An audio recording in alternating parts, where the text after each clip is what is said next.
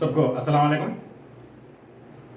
నారా లోకేష్ గారి కాలర్ పట్టుకోవడానికి ఎంతమంది ముస్లిం సోదరీమణులు సిద్ధంగా ఉన్నారు?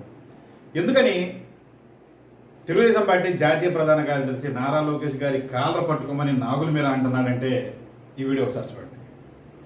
ఇచ్చిన ప్రతి హామీకి క్యాల్కులేషన్ చేస్తే ఎంత ఖర్చు అవుతుందో తెలుసుకున్న ప్రాజెక్ట్ వ్యూహం ఏంటి, ఎలా అమలు చేయాలో తెలుసుకున్న తర్వాతనే నేను హామీ ఇచ్చాను. ప్రజలు ఒకవేళ నేను చేయకపోతే ఇదే కాలర్ పట్టుకుని నిలదీసే హక్కు కూడా కల్పించాను. అంటే నారా లోకేష్ గారు చాలా స్పష్టంగా చెప్పడం జరిగింది. మేము ఇచ్చినటువంటి హామీలు మేము ఎక్సర్సైజ్ చేసాము, అకౌంటబిలిటీ చూసుకున్నాము, అన్నీ చూసుకున్నాము, అన్నీ చూసి మేము హామీ ఇచ్చాము. ఆ హామీలు కనుక అమలు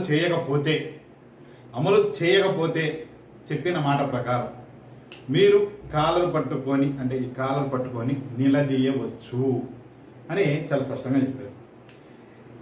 ఏం హామీ ఇచ్చారు, ఏం జరగలేదు అని మీరు తెలుసుకోవాలనుకుంటే ఇంకో వీడియో చూడండి. నారా లోకేష్ గారి మాటలు.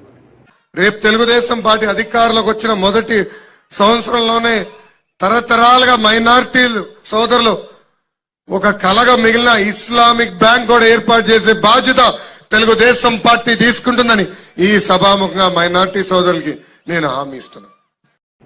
ఈ వీడియో చూశారు కదా. అంటే తెలుగుదేశం ప్రభుత్వం అధికారంలోకి వచ్చిన సంవత్సరం లోపు ఎన్నో తరాలుగా ముస్లింలు ఎదురు చూస్తున్న ఇస్లామిక్ బ్యాంక్ని ఏర్పాటు చేస్తామని చెప్పారు. మరి సంవత్సరం అయిపోయింది, సుపరిపాలన దినోత్సవం రేపు జరగబోతా ఉంది, మంచి ప్రభుత్వం అంటున్నారు. ఇదేనా నారా లోకేష్ గారు? మీ కాలర్ పట్టించుకోవడానికి మీరు సిద్ధంగా ఉన్నారా?